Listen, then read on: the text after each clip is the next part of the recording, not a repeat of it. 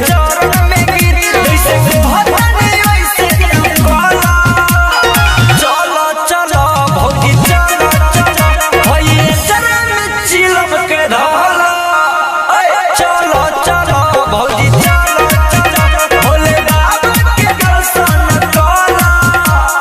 चलो चलो भौजी चलो चलो चलो चलो भौजी चलो।